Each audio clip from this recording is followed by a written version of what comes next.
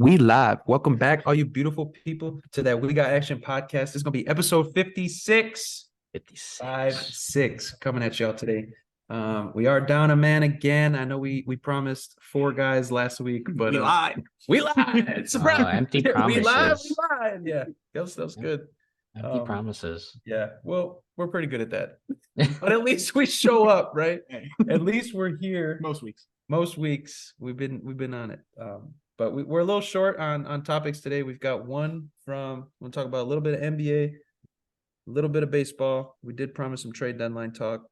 We got a top 10 list for receivers as we slowly approach the preseason again of the NFL. We're kind of dishing out who we think is top 10 at some of the key positions on the field. And then I did want to talk some soccer. I know me and V always hint about it. But yeah, we're going to talk some Messi, talk some Mbappe. Kind of get Danny's take again. It's always fun to get a casuals take, but technically Danny is part of the MLS too. It's United States Soccer is what we're going to be talking about a little bit. I'm caught up with Miami. Inter Miami. I'm caught there up. There we go. But let's start off. We usually do NBA first, so I just want to talk about some of the bigger news. Yeah, we're going to talk about Jaylen Brown and the Boston Celtics. Obviously, by making All NBA, he was eligible for a supermax to re-sign with the Celtics. Super. Gave it to him 5 years, $304 million. That thing is backloaded. Jaylen Brown and his right hand, because he ain't got a left. Man, if you haven't seen the compilations of Jaylen Brown with no left hand, I really recommend it because they are very funny. It's hilarious. Yeah, what do you think, man? Jaylen Brown of the Boston Celtics is now the highest paid player in the NBA. That sounds criminal. In history. Sounds criminal. Does he have the highest yearly average as well as the overall? That is the richest contract in NBA history. Man. I mean, yeah, 300 divided by 5 is 60. Man, that's like Giannis's last year of his extension. In the last year of his deal, he is making $69.4 million. But like, they're going to regret this. Oh, 100%. Well, they're just going to be able to trade it. That's how the contracts work. But I think that they had to do this because with the new CBA coming into effect and how that's going to really tighten. Yeah, how it's going to really tight grip teams, in my opinion. You have to have your two stars, and then you just got to fill it with whatever you can. Obviously, them signing KP was a good one for them, but granted, it's only 2 to 3 years, so they'll still have some time to probably move that. But Boston really had no choice. Like, if we all looked at it, granted, like you said, he has no left hand. Everybody knows that. But Boston really had no choice. They were not, unless they were going to get Dame Lillard, but I don't think that was going to really happen. I don't think he wanted to even go there. He wants to go to Miami, obviously, but it's crazy, though. The fact that an NBA player in year 28, 29 is going to be making $69.4 million. And somebody's going to break that contract record anyway, probably within the next couple of years. So what scares me, too, is that's only year 28, 29. Like, he's got another contract. Have a full max, Yeah, because he's still going to be in his prime. Yeah, he's going to sign a full 5-year max, and depending on if he makes any All NBAs, could be a super max. He could be looking at another 5 for 450 or something. And that only puts him at 33. Yeah, like KD's at what, 35, 36? Like, we got guys playing in at 36, 37. Yeah. You could be looking at 2 more contracts on top. It's gonna be tough, but they had to. Grade wise, I'll give it like grade wise to me, I'll give it like, I'm not gonna give it an A plus or anything like that. I'm gonna give it like a B minus because there's gonna be some serious implications. Does it lead to a championship? I don't think they ever win a championship. No, that's freaking terrible. I would give it a C, and I'd throw it up with my hands if it didn't mean something else. I was seeing on Twitter it's a C, today, personally. Somebody made the point that, because as Bulls fans, we see a lot of hate for Zach LaVine and his contract specifically. Jaylen Brown is making $89 million more over his contract. You really think he's a 90 mil a year better, or 90 mil better than Zach? No. I think they're pretty plug and play, honestly. I think Jaylen's a better on-ball defender. Jaylen's got the defensive side. Better offensive player. But I think Jaylen's not a great off-ball defender either. He's good on ball, but he's not a good off-ball defender either. He gets caught ball watching. You guys can cut behind him. the Similar to simple Zach. mistakes. Hasn't kind of his IQ always been a little bit of what? Yeah, his biggest knock. Yes. Yeah. And so yeah, I'm like, he's a better defensive player. He's a little bit worse offensively. Like, come for 304 million. Yeah, it's just up in the air to me. Like I understand you had to. He's still a young piece with JT, but it's just crazy. 304 million for 5 years, but you had no choice. So I understand it. Feels comparable to like where we're at, kind of like with the quarterback market right now. Like every person, like Jalen Hurts was the highest paid. Now you had to pay LeVar. Now you had to pay Herbo. Now you got to pay Joe Burrow. Pat was last year. Josh Allen was in there. Like it just feels like maybe they're not the most deserved. Like I didn't think Justin Herbert deserved that. Hasn't done anything. Hasn't won anything. 255. But it's typical. Highest but paid it's quarterback typical in the now. league now. So no, he's $5 million less than Lamar annually. But I think the whole it's 255 and 260. Herbo's at 255. Was it most guaranteed? Yeah, he had 100 million guaranteed. Yeah, it was like the next. I think it was 120 or 130 something. Yeah, I saw it earlier. Mm-hmm. I don't know. That's where I'm kind of at. Like it just feels like every superstar, it's just gonna keep happening, breaking, whether it's fully deserved or not. You know what I mean? Whether because I think the actual best player or not. Because if you think about it too, Ja probably would have made more than Jalen. If none of this stuff happened this past year, he probably would have got like 5 years for 350 million. He signed a designated rookie max, right? Yeah. But I'm saying like as part of like his next deal, because he's still gonna be young. Oh, you know what I'm like comparing it to something like that. But the fact that 5 years, $304 million for a player with no left hand. Because for free agents, you can sign them to a higher annual average. You just can't only sign them to 4 years. Mm-hmm. So that tells me that if we see any top guys hit the market, we're going to see contracts like 4 years, 250, 4 years, 300. Like it's going to get crazy. It's going to be crazy. But I'm interested though when this new CBA kicks in and actually seeing how teams make their moves. That's what I'm going to be waiting for, because you're not going to see many, or if any, of these big threes anymore, and all 3 big contracts coming into your team. You're not going to be able to consistently build a winner around that. So we'll see. I'll say within like 2 to 3 years, we'll really see where they're at and how this really pans out. Well, CBS predicted that based on timeline and how cap goes up and salaries, that Shai Gilgeous will be the first 400 million contract player. Is that what, a year or two from now? I think he's a year or two away from getting his extension. I want to say next summer is when he's eligible. I think next summer extension makes sense as well. Yes. Yeah. Because this will be his 5th year now. Yes. Yeah. He only spent 1 in LA and 3 with the Thunder. Mm-hmm. That's gonna be another crazy contract. Yeah, it's gonna be fat. It's gonna be wild. But I give it a C plus at best. C plus at best. Because you got to see what happens when all this new stuff kicks in. It's a flat C. Yeah. But that's pretty much it. Again, basketball a little stagnant right now. There's really not much going on. The summer league kind of finished up. And went. Unfortunately, it is always kind of a blur. It's only 2 weeks, right? Yeah, I feel like they've quickened it up recently too. I feel like I remember back in the day, it was more of a tournament. I would spend like a decent chunk of my time watching them, and like now it's like I blinked and the Cavs. Especially too that they got it's literally just 4 or 5 games. Especially since they got the Vegas one and then the Salt Lake City one, but you hear more about the Vegas one, so that's probably why too. But it was good to see. There's no Orlando one either. There was. There used to be multiple. Yeah, it used to be Orlando and Vegas, and but now they're in Salt Lake.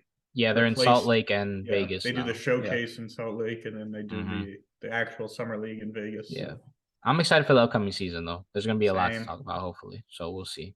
But for now, the sport that's coming up first, the National Football League. I want to talk about. Before we get into the list, because that's going to take a while. We didn't write this down. I just remembered it. Saquon folded like a cheap chair. He did fold. He signed for 11 years. And it was 11 million. 11 years would be crazy. What was that? 11 million. 2 million in incentives. I think it was up to 29 with incentives. It's up to It's up. He has a $2 million signing bonus. Yeah, and effectively the 11 mil. It's the 10.1 tag with 900K in incentives. So then, what was Daniel Jones? $40 million a year. So he's 20 something less. Yeah. 25 29, less. 29 less. 29 mil less. If you count the signing bonus, 27. So that's what I'm thinking. He's 29 million. Yes. Yes, okay. he's 29. 29 million less than the quarterback. Yes. Mhm. And I saw some stat where it was like in the games that he's played with Saquon, he's got like 47 TDs, like 12 to 14 picks. But in the games without Saquon, it's like 16 touchdowns, 17, 18 picks. Yeah. So you basically just paid the best player on your offense 30 mil less. Yeah. No, and I mean, we talked about the market and how bad it is. We saw Jonathan Taylor. They had the Zoom call. A lot of the running backs got on a Zoom call Is to that less discuss the than state his of the market. They gave him his tag plus incentives. So it was a 10.1. So I guess for him, he's kind of just thinking, if I'm going to play under the tag, let me enter a little more and then sign. I guarantee. Yeah, and then he's getting a giant. signing bonus He's not too. a giant next year. Yeah, probably not. Yeah. Well, he also didn't do he doesn't have a no tag clause in his contract, meaning he can be tagged again next year. So with the running backs, especially with these guys right now, is that they're able to get tagged in back-to-back years. Once they're tagged back-to-back years and play under the tag, then they can be an actual free agent. He didn't play under. He's not playing under the tag. So this time he'll tagged again. If it was specifically tagged for Saquon, then he would be able to. Then he can get tagged again next year. But since they did this way, he can be a free agent next year and actually. Yeah, but then he can also get tagged again, and he can be tagged the next year, right? If I'm not mistaken, if he were to get tagged and play under it, I'm not too sure. Yeah, because I don't know what happens if they get tagged but then don't sign it and don't play under it. Yeah. So I'm not, because I don't know if this was, I didn't read too much into it besides the news, but I don't know if this was specifically that they gave him the tag amount plus obviously whatever to make it that 11 million and then incentive wise. Like 909. So if he ends up getting tagged next year and then getting tagged the following year, he completely, excuse my language, fucked himself. Oh yeah, 100%. Because if you look at it, a good one that was actually brought up, which was really interesting, was Isaiah Pacheco for KC, a 7th round draft pick. They have him for about 4 or 5 years, and then he could possibly get franchise tagged back-to-back years with still not even that much money, and then not be a free agent until he's 29 years old. Yeah, in which case he's dusted according to the NFL. Yeah. So it's just, it sucks. But there has to be, I feel like they need to come together and just like change the NBA to the point where it's like the running backs need like 3-year contracts as a rookie so that you get to free agency faster. Because obviously we all know the prime of a running back is within 5 years. Yeah. Like it's within your rookie contract. That's when you're in your prime. Unless you're one of the few cases where you're able to extend that. But typically, then you're still 95% of running backs, their prime is within their rookie contract. But if you don't exit your rookie contract until you're 6 years in the league, 6, 7 years. Well, and then a lot of these guys aren't starting. Money. It's not the NBA where you're starting at 18, 19. A lot of these guys are starting in at 22, 21. So when they spend 5 years in the league, it's coming in at 22, you're already 27 by the time you're getting off your rookie. This is your last chance already to get a contract. Unless like you abolish endorsement deals. Unless you just do the extension before like your rookie deal is up type of ordeal. That's where you kind of get lucky with some of those players. But be like 3 years. 3 years the max you can sign it back out of. I was actually watching First Take, and this was one of the few times I've watched it. Signing for this is one of the few times I've actually watched it this summer. And Stephen A actually had a pretty good point. So where if you're in college football, then you have to be a junior after if you want to declare or whatever, or at least play your junior year and declare. That if you're in the running back position, that if maybe you can be allowed to come out a year earlier, so then that way you'll be able to at least have that still 3 to 4 year range and then be able to be up for a contract if you don't get franchise tag. But the franchise tag to me is the biggest problem. They need to get rid of that shit, dude. And I think they should get rid of that for everybody. I would say running backs. It's abused on running backs. It's also abused on quarterbacks, though. Yeah. Well, it's abused on but they get paid so much more. The only person on a kicker. Only person that we can really say though I would say that is kind of abused by that, but turned it into a great situation was Kirk Cousins. Kirk Cousins got franchised in back-to-back years and then got that fully guaranteed deal. from the Vikings as well. Right, but that shit just doesn't. It's terrible feel though. right. It's from the anybody. thing is, it's like the first The thing only in person that's negotiations. gaining from it is the people that don't need to gain from Well, it. it's the owners, and that's when So they don't have to pay motherfuckers. when they do CBA negotiations. That's the first. I guarantee you, Oh, that if shit's got to go. if they say, "Hey, we're not no franchise tags," the owners get up and leave the meeting. Right, exactly. Yeah. Like that's one of the biggest power things that the owners still have over the players. That shit feels. Yeah. It feels so Because bad. I think it'd be a lot different too. Another idea that was brought up, if you do like an arbitration type of ordeal, same thing with like MLB, where you kind of fight the team and you have an arbitrator to see really what you're worth based on what you're presenting and all that, which I think it would be a good idea. It wouldn't be a bad idea for the NFL if that type of system was implemented, because I think that way too, it's like, okay, you have 2 years of arbitration, or we can wipe it out. Typically, like what you see with MLB teams do with obviously really good young players, they lock them up. Atlanta's really good with it at knocking out the arbitration years, as we obviously saw. But something like that, it has to change though, to where these players actually feel valued. Because because another thing too, Derrick Henry, 7 seasons, has only been paid $46 million. That dude's a dog. It's a year of Daniel Jones. Yes. I'm glad we said that. And people were saying, "Oh, Derrick Henry's been getting paid." Derrick Henry, what he does for that team deserves to be in quarterback money, $20-25 million, in my opinion, with how much that they actually run that guy. Yeah, if you were to actually base it on their roles in the offense and their importance to the offense, he's making 30-40. Ryan Tannehill's the one who's begging for more money on the side. Exactly. Yeah. But Saquon, though, he lost his leverage with this. And I think at the same time, he didn't want to risk anything to happen. He at least wanted to get something out of it. So I think He's a gamer, man. He wants to play. Hey, it's you know what? It's a contract. So time that it's a contract year for him now. I think he's gonna go crazy again, in my opinion. Shut up, everyone's boards, baby. Hey, not scared to draft him anymore. So it'll be interesting though. It's famous last words. I'm glad you. Thanks. I've got him. It'll be 3 years running. So let's go into. I'm glad you brought that up though, about because that was definitely something we should have talked about. But let's go into our top receivers for the season. Does anyone want to go first? I went first last week, so I'll go first again. Let's go! I'll go first again. Quarterbacks too, or what? Nah, you gotta do that one. I'm gonna do a separate one for that. I'm gonna do a video for it. Okay. Yeah, I'm gonna do a video for it. So okay. Make sure Derek Carr's in. Because relax. Nice. Go ahead. Number one for me going into this year, I'm actually gonna go with Justin Jefferson. He's gonna be my number one. Next one, I'm gonna go with Devontae Adams at number 2. I still think that with Jimmy Garoppolo's limitations, he'll still be able to have a dominant season. Yeah, I'm sorry. Sorry. Yeah, sorry, Victor. Jimmy G is upstairs. And then number 3, I'm gonna go with Jamar Chase.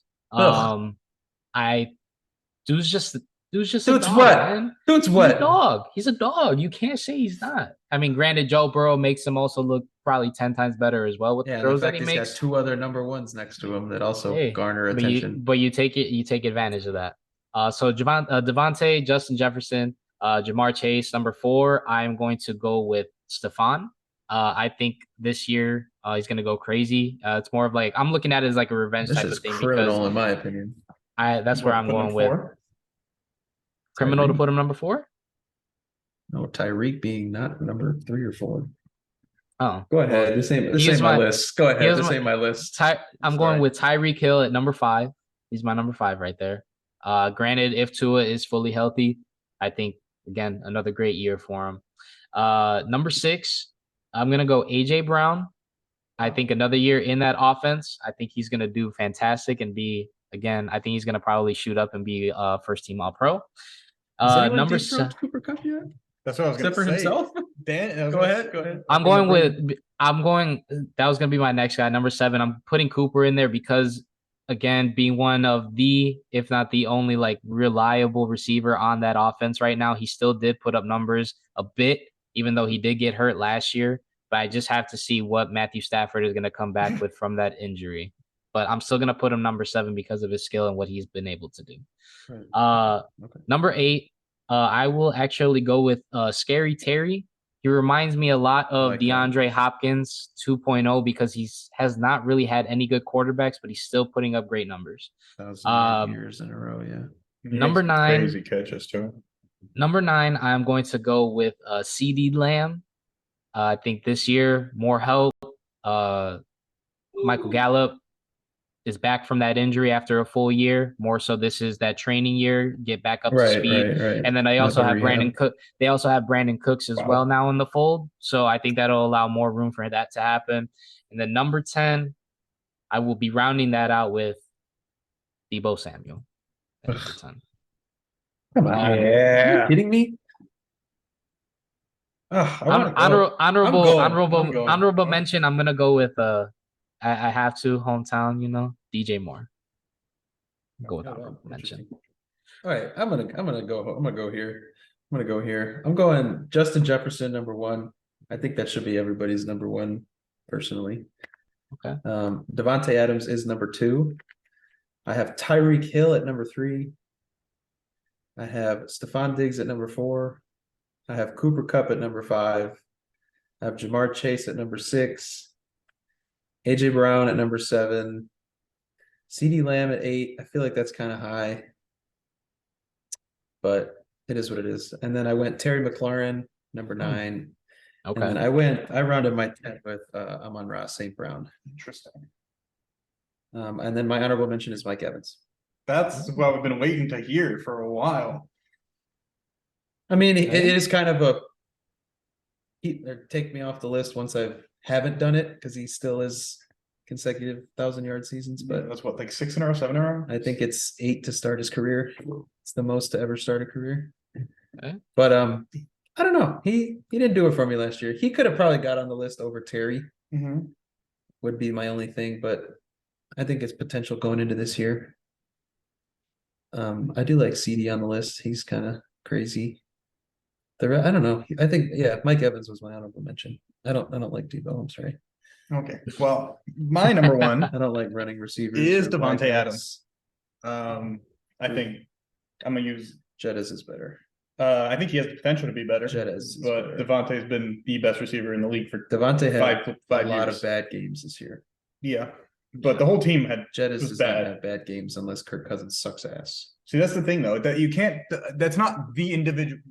With the wide receiver, they're one of the hardest positions to Same thing evaluate. that happens to Devontae though. Well, the hardest positions to evaluate is because it depends on the quarterback For play. me, last the year he offensive was scheme. not number 1 in the receiver in the league. No, Justin Not Jefferson even had the close. best year Not even Yeah. by close. far. I don't even. He Yeah. was barely pushed. He was top. But he was to me, probably 5. I've been having him as my number 1 for years. I don't think he's number 1 One this bad year year at all. doesn't change that. I do think Justin Jefferson will probably He already has. overtake him But for go good. ahead. But Justin Jefferson's at 2. I'm not crazy. 1B. Yeah, it's pretty much that. Thank you. So we're right. Yeah, it's pretty much a Appreciate that. 1A, 1B thing for me. And then 3, Tyreek. Thank you for that as yeah. well. As prone as he is to the occasional tip pass to the defender, he's a hell of a receiver. Number 4, I'm actually going Cooper Kupp. Let's go. I thought I was. I don't know. That's high to me. Better pick I was the right number. You better crazy, pick the man. right number 5. I thought it was crazy to not hear Danny say That was Cooper wild. Kupp at like 3 after what we heard 2 years ago from in our fantasy league, but Our ball never lost. number 5. Now this is one that's tough for me because it's kind of a toss up. Don't do that. I'm gonna go with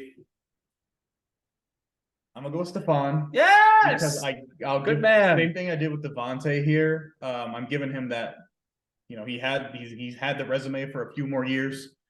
He's been at the top for a while, so I'll give that nod over Chase, who I have at 6. But I think it's close, and I think Chase could overtake him at any second. Yeah. 7. Your words this year. uh, Jettis and Diggs. 7 for me is. Go Mike Evans, man. Oh, I know they had a down year this past year, but Really the like entire your team. longevity. What about top 10 going into this season? Yeah. Like, I don't For give a me- shit what they've done in the For past. me, one bad year doesn't Justin say- Jefferson and it is the wasn't best bad. fucking receiver in the league. But not Mike, even close. to me, Mike Evans going into this year isn't even top 10. He's Is fringe. that because of him, or is that because he has Baker Mayfield throwing to him? It doesn't It's matter. because of who's Like- well, to me, it's at least because of who's throwing him the ball. Yeah, if he But was, you also saw what he did last year. He Yeah, wasn't great. put up 1,000 he was- yards when he wasn't great. Okay, but and I agree. I agree with that. I agree. Yeah. I had him Yes, fringe. that's a good but I'm point. just saying Yeah. he also could have put up like 1,500 yards. Probably could have, but the team was in shambles. They had Yeah. Brady had about 0.2 seconds to throw most games, so he was not Like that to finding me, like I feel like Evans is deep. what makes a receiver like not having an ideal situation. That's why I don't value Jamar Chase as high as I value some of the other guys because he has a Okay. perfectly ideal situation. Okay. I You've get had the you. same guy throwing to you for how many years? Yeah, And you have two other Number one. top yeah. receivers. yeah. I mean, T would definitely be a number I one. mean, that's my Elsewhere. argument for Mike Evans. It might have been, I guess that wasn't ideal, and he still put up the numbers. But go ahead. I'm sorry. Then I got AJ, right behind him. I think that felt similar toss up as well, but At number 8? 8. 8. Eight. Okay. Respect that. Number 9, I'm going Terry. I just think he's so sick. I wish he had a good The quarterback. talent throwing is to him. there. That to me, he's I get someone to what me you that mean now. Watch the games. Yeah, I Yeah. can see talent still. That's like Never had because the you're scenario. because you're basing it off of like that his talent is allowing him to still be successful despite Even though whoever's his throwing it to him. It's shit. It's shit. Well, it's not even just Yeah. who's thrown it to him. It's The shit. offensive schemes have been super shit. inconsistent. He's had like Shit. I think 3 coaches already in his career. He's Yeah. been there for what, 4 years? It's shit. Like that's come on. And then number 10, I got my guy Debo, Come on, bro. the most He's not versatile even gonna be the receiver in best the league. receiver on this team this year. He might not be the best pure receiver on a team, but I think overall what You he gonna put him does. at number 10 on the running backs too? Shit, fuck around. I might fuck around and do that. No, I just- questionable ass list. he had more fucking total yards Now, than if CeeDee. we Total yards. Yes, in his bad year last year. Receiving. now if we though. did talk about it, so we all went Wide through receivers. our top 10s though. Now, if you had to name, let's say 2 that you say that could possibly make it into the top 10, obviously we threw in me and C threw in some honorable mentions, but if you had to really think about it, out of the 10 that you name, what are some outside guys that could possibly jump into that top 10 for you and be that true number one? Because I feel like majority of ours are obviously true number ones, in my opinion. Is there anyone else that you guys are thinking about that could make that jump? I like Garrett Wilson a Mhm, lot. Okay. He's probably my number 1 that I would have. Obviously, I said Mike Evans. Yeah. I think DK Metcalf is a solid answer as DK well. is good. But for me, he's also kind of proven to be up and down. Yeah. Proven to be very number 1, number 2, up and down. Yeah, he's. Mhm. had- But I had think issues with them drops. gaining Smith and Jigba, he's going to really have a chance to shine this year. DK will. Mm, They all Okay. 3 will. Yeah, just more Yeah. single. It's an coverage underrated across the team, board, I think, yeah. for a lot of people. Hey, that defense too is coming back. Now they got Bobby Wagner in the middle linebacker position back. That team's Yeah, gonna their be run nasty, I defense think. was terrible last year, Yeah. so that's a big grab for Yeah. him. Yeah. But I like that though. So you got DK and I would say, yeah, Mike Evans, DK, and Garrett Wilson for sure. Garrett Wilson would be my top because pick out of obviously that. Mike He's the Evans and breakout DK are candidate. number 1s, but we're talking Mhm. about guys that have a chance to become and push into that list going into next year and be a Okay. true number 1. I'll go Garrett Wilson. Yeah, I'm high on Garrett as well. CD for me is like another guy that's on that fringe there for me. okay. I just want Yeah, to 'cause see it. you had him what 9? I had You him. didn't have him. I have him technically 11. Yeah, you didn't have Yeah, him. doesn't For have him, me, yeah. it's just again a little bit of the inconsistency in the drops. He has all the talent in the world. It's just He was about putting it good when together. Dak was there. Yeah, it's just about putting it all together consistently. Yeah. And then he could take a big jump into that list for me. Is there anyone else that hasn't been mentioned? I think one of you mentioned Amon Ra's honorable mention, right? I had him at You had him my number He 10. had him. Yeah, he had him at 10. Yeah. I think last year he made that jump to number 1. Yeah, he is a big he made that big jump last year. I'd like to see him back it up, do it again, and improve because he did get hurt and Yeah. it really threw off his season.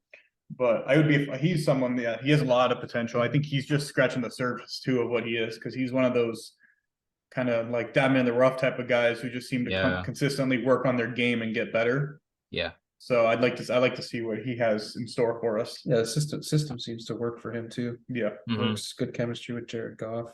And especially when Jameson comes back after that. I was gonna say Jameson Williams, and I like the addition of Jahmyr Gibbs kind of keeps the ability to pass catch out the back, which they lost with Swift and kept with Jahmyr Gibbs. So that really helps. Well, they're saying they're saying that Gibbs is just what they've seen in camp so far. His receiving work makes it look like they actually have a receiver playing there. Okay. Did you watch an Alabama game last year? Yeah. Did you watch an Alabama game last year? Yeah. So hey, hands like that on the backfield with 4.4 speed. I think he has the potential to be friggin' top 5 back, but he has potential to be like a top 15 back. Like he can be such a big broad spectrum. Side note on the same topic. Apparently the Chiefs got some rookie who's a pass catching back to replace McKinnon, and they're talking about him too, as if he's friggin' flex option. Yeah. They always find one. Give my one of those guys that I draft in every league and hold on to for 12th, 13th round. Yeah, and I hold on to them for like 9 weeks. They don't do anything. I drop them. Yeah, and then drop them. They break out.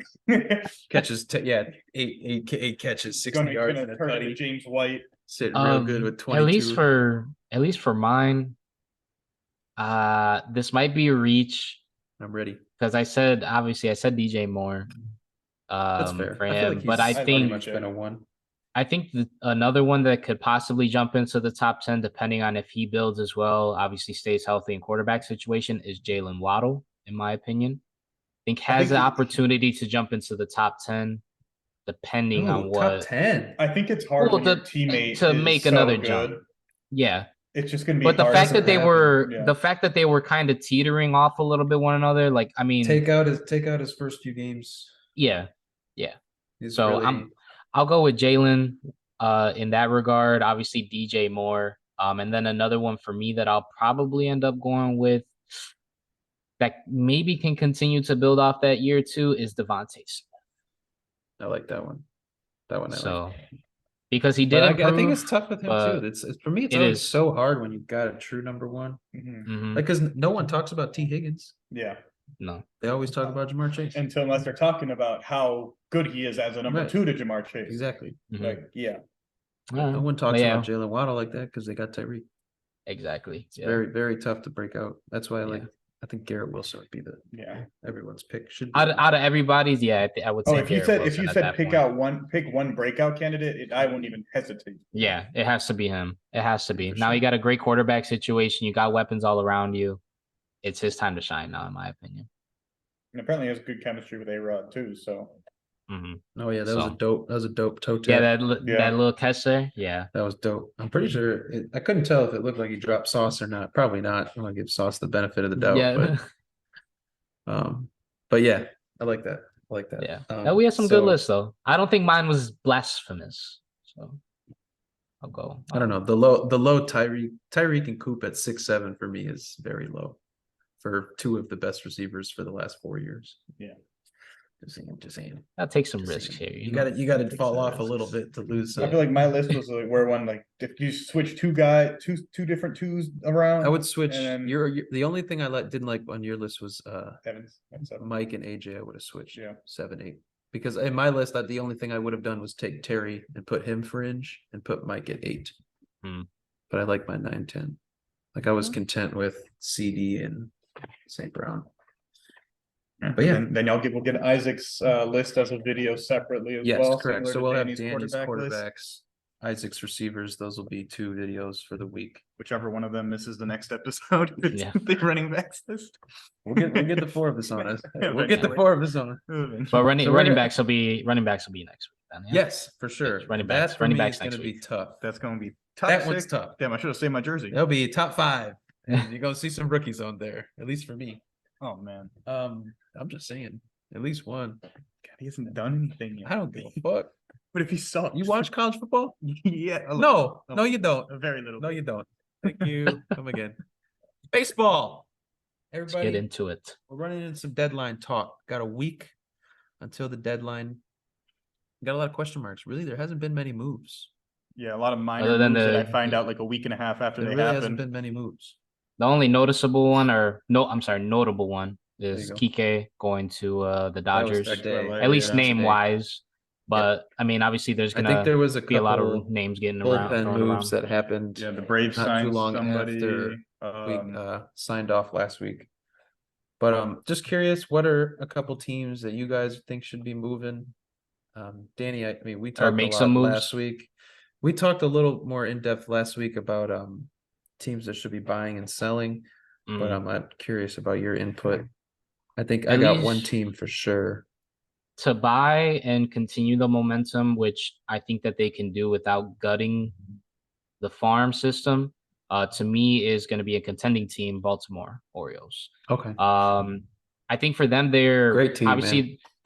they're still completely young, obviously. I just think that they just need more of the experience on the pitching side, whether that's in the bullpen as well. Obviously, they got Bautista in the back end, so you're completely fine there. But I think if you could find a good middle relief pitcher, or if they're already linked to people, Lucas Giolito, again, has been having a great year. Everybody's going to be linked to him. So he's Yeah. been. I was reading some stuff over the weekend, and his name popped up with like every team I read. I was like, well, because everyone can use the number 3 starter. he's having a decent year compared to what he did last year, obviously. But he was rising up. The first start out of the All-Star break didn't help, but everybody knows is that once he gets his feet back under him from that, he's fine. I think he pitched Marcus yesterday or 2 days ago. Yeah. 2 days ago. pitched well. Marcus Stroman is linked to that team as well in the Baltimore Orioles. And then also Jack Flaherty of the St. Louis Cardinals is linked to 3 them. solid veteran starters. So I think for Baltimore, they gotta buy. Just on the starting pitching side, you don't have to go crazy, in my opinion. You just need somebody. Look, if I can have them as a rental, give up maybe 2-3 prospects that are mid-level, even low tier, I think I won, and just take my chances and really ride with it, because I'm still gonna have money to spend. We'll see if they end up spending, which will be a huge thing, because obviously we know small market teams don't want to spend, but that's one of my teams, at least to buy. For selling, it's kind of tough. Obviously, my automatic one is my automatic one is going to be the Chicago White Sox. I even said in our group chat, sell except for, in my opinion, Enoy, Dylan, Vaughn, and Luis Robert. Yeah, those were my 4 there that you got to keep. But everybody, you got to rebuild the rebuild, apparently. So, but another team that I would say that should sell and try and get it back as much as they can, and it's a big spending team, is the Mets. I think they got to sell. I think they got to sell, in my opinion. News did come out saying that they were taking calls for Justin Verlander, but then also they were saying that he's probably not gonna. He has a no trade clause, so he's probably not gonna go for it. He's only gonna waive it if he can go to the right situation. Yeah.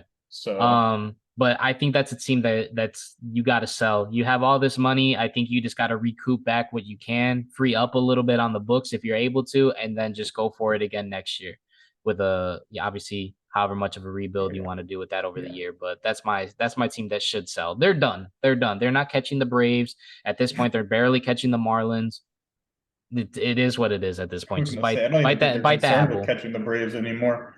No. So those are my 2 buy and sell teams there for sure. For me, I like the Rangers. I think I talked about that last week. It was one of my biggest teams that I think A, can make a push. Add some relievers, damn it. And B, that can add another starter. Yeah. Because obviously last week we were talking about John Gray having a great year, and he's had 3 starts in a row getting shelled. So I think they need a real reliable Yesterday's starter. Game, I peep in and I'm like, damn, it's 5-4. It's the first inning. Yeah. I was in shock. The overhit in the first inning. But yeah, another reliable starter. Obviously, we've already talked about Flaherty, Stroman, Lynn, Lucas Giolito, and Lance Lynn from the White Sox would both be pretty solid for them. Yeah. And then last week we hyped it up the entire time. Just bullpen, man. Yeah. They got to get. It's tough to get to the back end of that bullpen. Yeah. We see it time and time again. They got to put up 9-10 runs to try to win a game. So, I mean, they could definitely, which they can do it game in, game out, but that's not in the postseason. So that's my team that I think needs to really aggressively go for things. I don't really know. An offload is tough for me. I kind of like the Mets offloading a little bit, but I also kind of like them staying pat. You kind of took my answer, which was us. Unfortunately, I think we're the team that's going to offload the most. Yeah, we should. If we're smart, we should. I'm questioning maybe like a team like trying to think of like a team that might be like ahead of the curve. You know what I mean? But I think that I don't know. Do you have a seller? I mean, I think the Padres are going to be a pretty. You think they're going to big sell? Yes, just because I think. No, is that like selling? Oh, because they to try to look forward to the Because future. Blake Snell needs anyone who's yeah. expiring, they're going to be getting rid of. Yo, if So Blake somebody Snell can grab and Blake Snell, Josh Hader. Yeah. are going to be the two that big dude's been ones thrown from. around like a fucking wet rag. Yeah, he went from literally the best closer in the league to. He's been better this year. He's been better, Yeah. yes, but I don't know what happened. You go from a legitimate like you're revered as like the best at your. But the role. thing is, though, Oh, you got to mute. I was gonna say, I think that's tough though. My fault. There we No, go. you good. There you go. Crazy part to me is with the Padres is that their pitching has been phenomenal. It's just their offense, but I really don't know what you can But yeah, do and then to it's offset crazy that. because I feel like the offense is what they're gonna hold on to. Well, the offense is what they've Spent the money on. Yeah. Yeah. And it's like realistically, you look at a lot of the guys, it's like the numbers don't look that bad aside from a few Yeah, guys. I didn't want to say Yeah. that. Like but Cronenworth right. has been bad. Well, he's Yes. Yeah. Soto's having not a great year in terms of his play, better, but he still gets on base a lot. Mhm. Manny's been terrible against righties, incredible against lefties. Overall, fairly fairly great decent. in Mexico City. Tatis Yeah. has been great. Like a lot of these, like there's not. Xander's been been bad. Yeah, Kim's been good. And it goes back too because we all like we've talked about it with all these big contracts that first year is literally terrible for them. It's an acclimation year, which is crazy to think about. Like that there's an acclimation period when you have a full spring training and all that. It's not a trade or anything like that. And that's very one-on-one in baseball, Yeah. right? That you don't have to really build team chemistry the same way you would in any other professional sport. Mm-hmm. He's hovering over the Cardinals that I was screaming about last week, and everyone was like, "Well, they should stay it up." Yeah, but they should make a move that's as well. another team. But they're still young. What I was saying last week was that they needed starters, but I don't know. It seems that everyone's going after some of their starters. Yeah, so then and Hicks apparently point, too. They're working on a extension, but if they're unable to agree with one, they'll ship him out as well. Yeah, and he's one of the better relievers that will be available if that's the case. So we talked about it last week too. The Astros. I think the Astros need to find pitching again. Yeah, we've talked about 5-6 key pitchers that I think all 5-6 guys will be on new teams. But I also think they need to go and find another stick in that lineup. We've seen the kind of inconsistency with Yordan. We still don't really know much about. I mean, this was supposed to just be like a 4 to 6 week thing. He's still kind of out. Altuve's been in and out. We've got Kyle Tucker's really stepped it up for them recently. 3 home runs the other day. Yeah. But they're a team I think should go for a stick and some pitching. But that would be my 2 biggest teams. I just think that talked about it last week. That AL East is kind of a gauntlet, dude. Or the West. The AL West, I'm sorry, is a gauntlet between because then you got obviously the big one is Ohtani and the Angels out there, and then Isaac talked about. We talked a lot about the Mariners as well. That whole division is 4 deep teams that can all push for the division crown, let alone also a wild card spot. Yeah. There's a lot of teams about Ohtani, man. I don't think he gets traded. I don't think so either. I don't think he does. They were like, But based off of the sense. recent wins. But exactly, it doesn't make any sense that they keep him. I don't, and I'm not trying to also like contradict myself by saying they're not going to make it, but I think they are the least likely of the 4 to make a push, in my opinion, especially with Trout being out. So it's like, would you rather get a huge package for him? Because I like w- if you're I not would. competitive, he already made it clear that he wants to be competitive and win. So do you really think you can retain him? I think it's really putting a lot of eggs in one basket here to try to see if you can bring him back in the offseason. Yeah. I don't think they can. And if like when it comes to bringing guys back in the offseason, like you can always like obviously feelings get in the way a lot of times, but you can always sign a guy back if you trade him in the deadline. There's no rules saying you can't. Right. So The contract's up. The contract's up. yeah. Mhm. So, Because that was also a rumor as well that the Dodgers should obviously go for Ohtani, but they're like they have a chance to sign him, a really good chance to sign him. Why are they going to rip the farm system to just Yeah. end up having to, trade for him, and then they're going to end up re-signing him and stuff? yeah, So and that's a team that's a perennial contender. You have no need to throw honestly, Giants have if the I best was odds. if I was of any team in my, or at least if I was any market, I would be a small market team going for it. I mean that's the For Orioles Ohtani. talk they've been the most talked about team as You know, you'd be trading giving for up him. Jackson Holiday. Mm, Just saying. yeah, Kid's 19, batting like 380 in Double-A. yeah. I mean, but Still be a again, rookie ball at 19. at least to me, maybe spot wise, I'll probably go with Tampa as the team that should To get push him. for Ohtani? That's ballsy. They could use Because the if you bat think and the about pitch. if you think about it, at least to me, with how they've always developed talent, yeah, they would give up their top prospects, but I think that they would have that back in 2 to 3 years. In my opinion, obviously Otani's not going to sign there, and then the Rays are going to be due probably for like a middling year or whatever, like they always are, because they either have to get rid of some people and shed some money, which always happens for them. But I think this is the type of risk that you take, and I think this is one of the better teams that they will have. What At about least Houston? with I mean, that kind of solves both of their problems. who are you giving up? They got some young guys. If they could, for They got a probably couple, three I or mean, four between prospects, I would. Julks and McCormick, both younger. Because they're, to me, Houston too, Give they're up one on of your that team. banged up pitchers. They're at least to me, they're a great combination of young and old. Mhm. So I think that is a risk that they would be able to take. And Now, granted, would they be able to left-handed re-sign him? I power. don't They know. need starting pitching. He does both. Yeah. So I That'd don't be know. fun. That's probably a great spot, but then it'll what be happens interesting though. when Jordan's back? Are you DHing Ohtani and You just win the sticking World Jordan Series. in You win the left World field? Series. What you talking about? Oh yeah, DHing Ohtani all day. You win the World Series.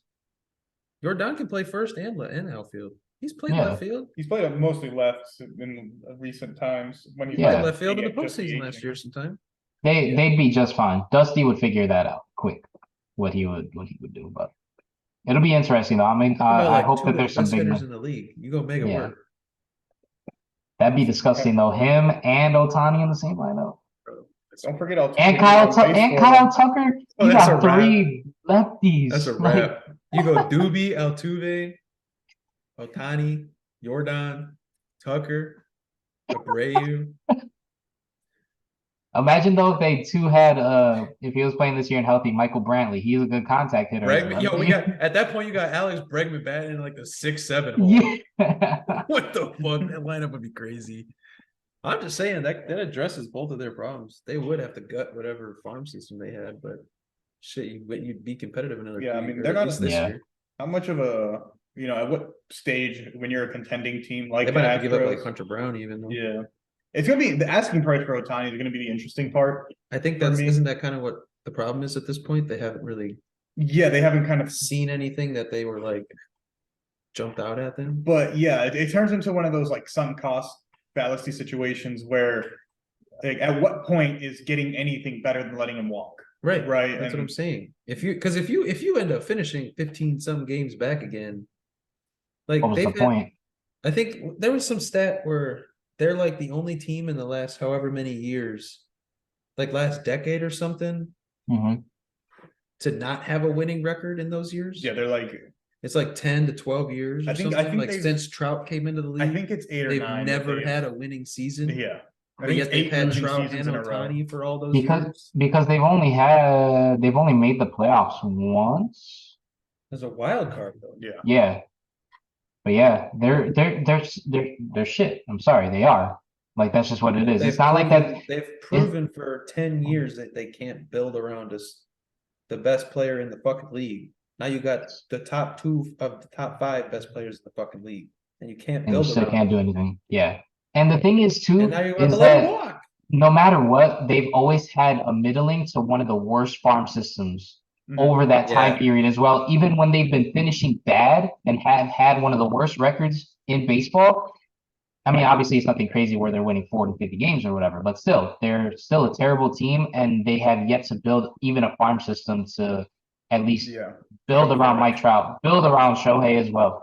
So what are you doing? At this point, let them go, get some good prospects back, and hopefully maybe 2 to 3 years you can actually be competitive. That's what you got to do. Yeah. And you got to get rid of Mike Trout, in my opinion, as well. At this point, you're just Bury holding on him. to at this point, you're just Bury him. holding on to the names. Oh. You're just holding on to the names because you want to bring people to the ballpark, but regardless, you're still going to make your million every single year. And if you sell those 2 players, you can probably be in World Series within probably 3, 4, 5 years. The podcast demons did not like him saying trade Trout. Yeah. Oh, your mic started going a little when you satanic on us. Yeah, as when soon you as he listen, said trade Trout, they were like, no. when you listen back, Yo, they canceled your ass. Danny, fix your mic. That trade Trout talk. They ready to cancel your ass. That's That funny is- as fuck. Or is it good now? That's There better. we go. Okay. Crazy. Yo, you have to Crazy. listen to that oh, back. it's gonna be good. That's a clip. Please clip that. Please clip that. Crazy. Trade Trout. Oh god, that's such a clip. I'm ready for that. Okay, you got anything else? I'm trying to think of teams. I mean, let's see what we got. So we got the ESPN trade deadline article up. They're talking about the Reds. If I'm the Reds, I'm trying to just see what I got right now. Yeah. I mean, I think That's my opinion. You poke around in the market, see what's If you can there. add a vet. Yeah, without. But there are teams for me cost. that's ahead of the timeline. Yeah, at the moment. you're playing better than you're expected to. Just Got a lot of young take guys. it back. You know. And the thing with them too Brewers, is I think, that should- the Reds spend money. So like it's not like that's a concern. Like I think I agree with you guys though. They got to see where they're at this year, see what they can do with what they have. If they can add something for the cheap, like a middling prospect or whatever, that can make a difference, cool. Not, I just say stand pat, see what you got. Because either way, you're winning. You're more than likely going to win the division. So you're making the playoffs no matter what. That's a success in itself already. So there has been a lot of Jonathan India talk lately too. More so about the fact that they might want to move him, but it's hard to move him because he's not a good defender. yeah, And it's just, I think he'll end up staying. I would think the Brewers is another team that obviously they're in a 2-man race at this point with the Reds for that division. The Pirates are still sniffing, the Cubs are still sniffing, but I mean that's the 2-horse race in the Central. Last no. No, I think the Cards are. Cards were like 12 back. No way! Don't tell me that. Oh my God, they're terrible. Honestly, all 3 of those teams are pretty terrible. Yeah. But 2 of those 3 teams, they're definitely talking about offloading, which is Yeah. the Cardinals and the Cubs. But I I told don't y'all know, last the week about the Brewers for Cardinals. me, I don't know, because they've brought up some young guys as well in the last few weeks. They've got great pitch. I don't know, dude. If they can perform, I like them. yeah, it's tough. It is tough. Nice.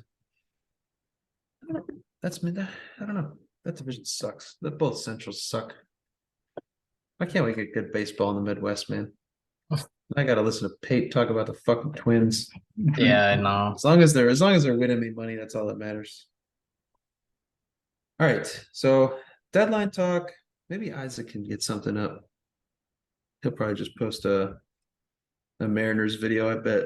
All right. But let's get into Mariners trade the deadline targets. let's get into the last topic, which is going to be relevant now, which is nice. We're going to talk about some football. We're going to talk about some soccer.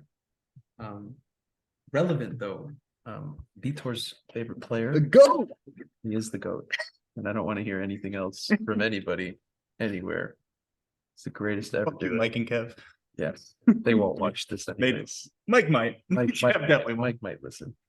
But we're talking about Lionel Messi. Obviously, within the last month, we have seen him come and sign to Inter Miami of the MLS.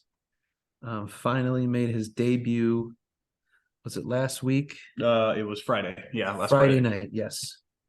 And holy shit, it was like the greatest thing since sliced bread. I mean, it was scripted. It felt scripted. Like I had people at work, like that I work with, asking me like, "Oh, did you see this guy?" And I was like, "This guy." I was like, "What do you mean this guy? Like, you talk about Messi, the greatest?" Yes, I saw it, and it was freaking. My jaw dropped. So, for those who don't know, he came on at halftime in his first game that he was eligible to play for, and scored a free kick, Lionel Messi-esque free kick winner. In the 93rd or 94th minute. They won their first game in fucking like 12 games. Yeah. It was 11 games. First time they had won in like 11 games. Outside of like whatever little cup they were playing in. The US Open Cup or something. Just a fuck. Doesn't mean anything. These MLS tournaments, man. Leave us alone. I don't even watch it. But anyways, so yeah. And now they got a game today. Yeah, it's over. A couple goals. They win again. 2 goals and 1 assist and a 4-0 4 goal contributions against in about Atlanta United. a game. It's probably Because the other guy, Robert Taylor, Taylor, yeah, scored 2 goals as well for him. Also has 2 goals and an assist. Yeah, but I mean, it just shows he's Finnish. The reach and how easy it is for him. And I don't know, it's freaking great, man. Yeah, I mean, he's got 4 goal comps. I mean, it's cool though. 60, 70 minutes, 70, 80 minutes. It just shows to me, like 78 plus 45, to me being obviously like a casual, not really being into football like that. You know what I'm saying? But There you go, Dan. it's crazy to see the value of a European player coming over to the States and what they can do in the MLS. Like you've seen it with David Beckham. You've seen it with if you can fix his Zlatan. Zlatan! Yeah, you can see it. I got called Zlatan at Kaká. Who else came over? What's funny for me, Javinko came over in Boston. Didn't Rooney come over as well? Rooney Rooney? came over. He Even also was Ricky really good. Ricky Puig, who couldn't get a game in at Barcelona, has been killing it. I was gonna say for that Galaxy. in general, it felt like when I was watching Carlos the MLS Vela. All-Star game, because Arsenal is my favorite team and they were the team, the European club for this season that played against the MLS All-Stars. It felt like it was just all international players on the MLS All-Star team. Yeah. And that like, even all too that international players. if I'm not mistaken, Suarez, his former teammate. They're trying to get him. They're trying to get Yeah, him. that they're trying to, but I'm saying like if they're able to get him again, another huge name, but they're just I up in the heard valley of the that. MLS right now. Alba and Busquets in.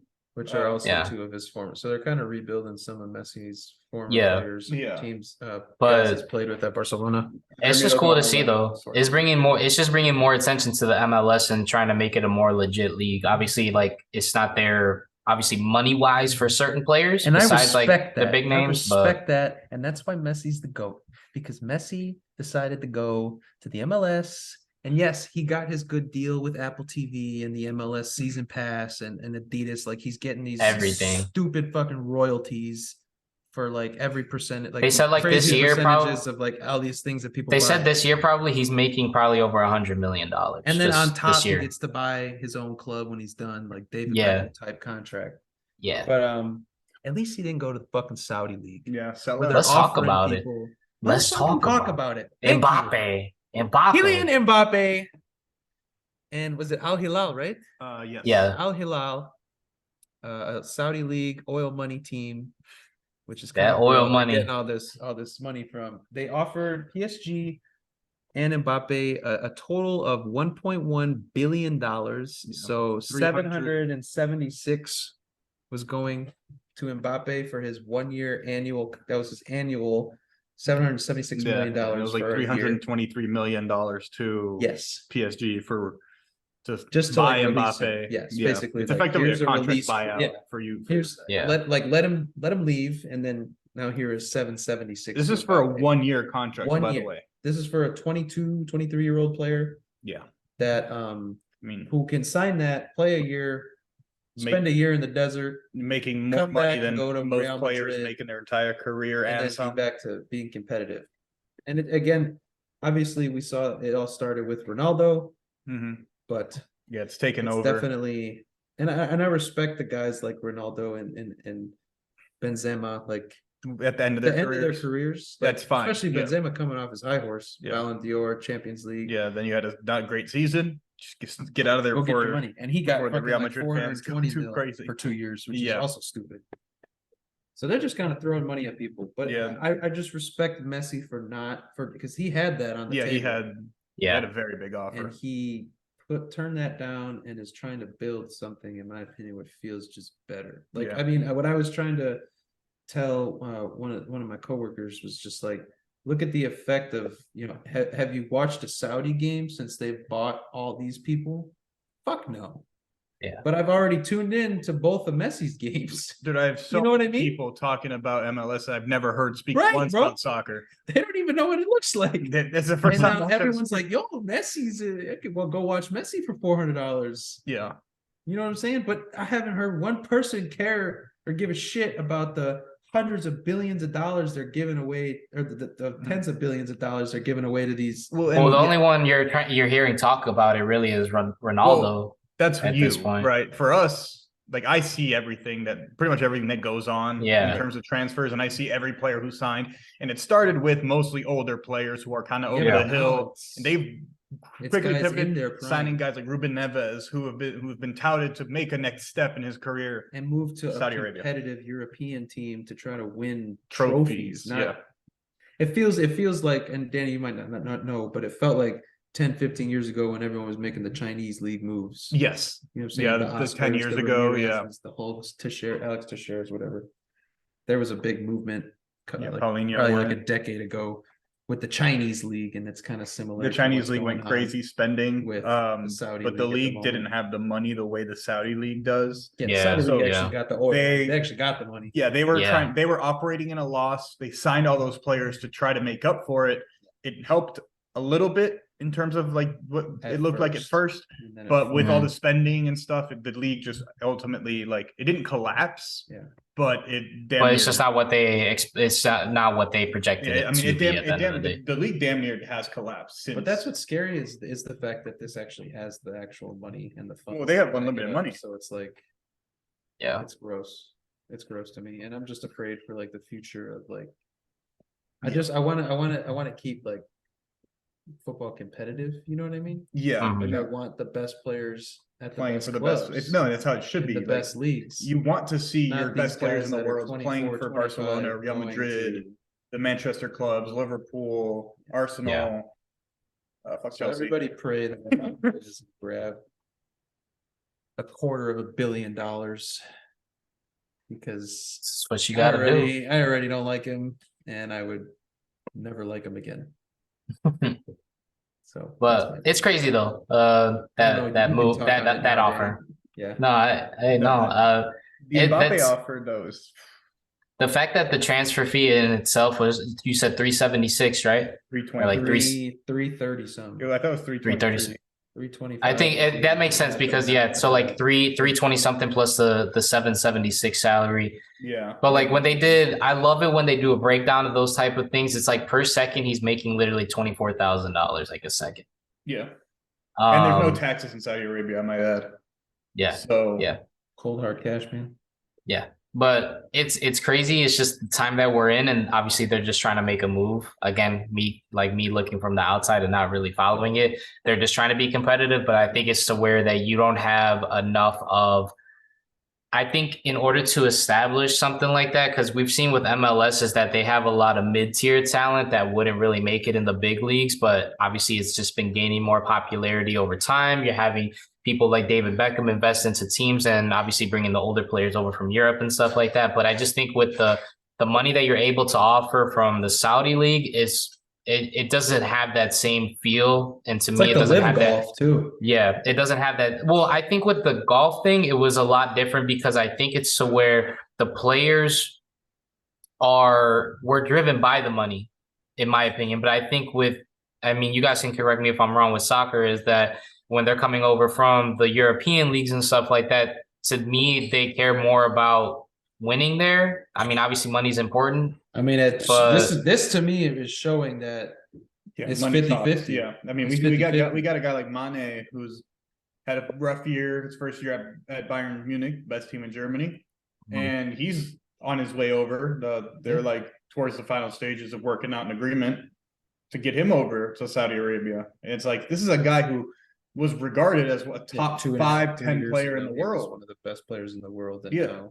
And now he's just going to, which again, it's fine. I'm just saying, I think it's funny to me for somebody who like doesn't play sports or doesn't really understand sports like that. Like their first thought is just, oh my God, take that money. Like, why would you not?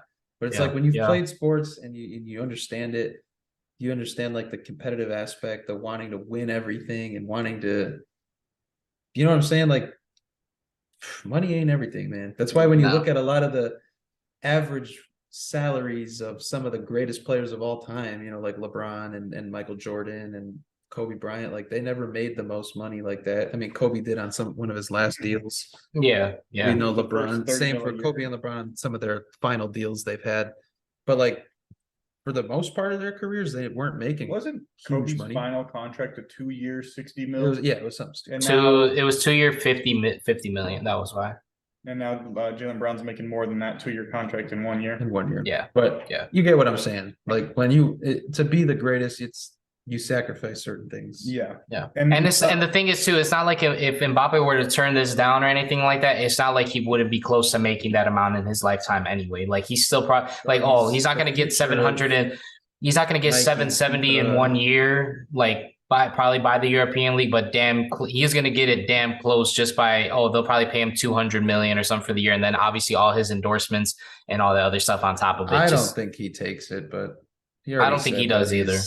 He wants Real Madrid. He wants to stay in Europe and be competitive and win trophies. So shout out to him if he doesn't. Yeah, to put it in perspective, a lot of the top players in the Premier League making in the 300,000s a week. So you multiply that by 52, you're getting what? Not that much. It's like I think I was doing the math on Benzema's. It's like a 375 a week. Somebody who makes like near the top in the Premier League. So over the course of a year, you're making about 19 million a year, 19.5 million. And I'm pretty sure like I said, that Benzema contract was like 2 million. You just had to bring out what they make per week, huh? That's open. That's open. Soccer, no, I know. Quote their salaries based on their weekly. But it's just a huge discrepancy between the pinnacle. Yeah, that is European like Kevin football. De Bruyne. Like that's the most competitive European league you can get. Yeah. League that just throwing fucking money at people. It's gross. Shout out Messi for not taking that. Yeah, and that's why he's the fucking GOAT. So fuck you, Ronaldo. People. There you go. I've been cussing a lot, but man, today I was some of these. I mean, I've been screaming Messi's the GOAT as long as I've known these guys. I mean, I was right there with you. Yeah, you're the only one backing with a brain, backing me up. Yeah, well, with a brain and pride. That's all I got, man. All right. We rant. We again a little shorter episode for you guys. I mean, we still managed to make that about an hour or so we did good. Yeah, that's a good number. Again, next week we'll be following up with more of the top 10 for the NFL going into the season. Next week we'll be doing running backs. So that'll be a good list for you guys. Be on the lookout for our videos from here. Check out our socials on Instagram. And also too, if y'all want to send us any gifts on Instagram as well on any of our videos. We just finally got eligible for some gifts. So, if you want to throw us a little piece of change, something, $1, hey, that can go a long way. It all goes right back into this. Yeah, it all go right back into this. But yeah, thank you all again for tuning in. Again, number 56. Episode 56. Gonna keep going for you guys again. Getting more videos up 2, 3, 4 a week and all that, just to get us to the next episode and some more content. But thank you all again. See you guys next week. Hopefully we'll have all 4 of us, but it'll be a surprise as always. Yeah. Hey, for those of you that actually watch the videos, and I'm getting a haircut, so. Oh yeah. It'll be. This shit gonna be gone. He's not committing like this, but we'll Sign out. All right, y'all. But have a great rest of the week. See you guys next week and be on the lookout for our videos. All right. Have a good one. Bye-bye. Peace. Later.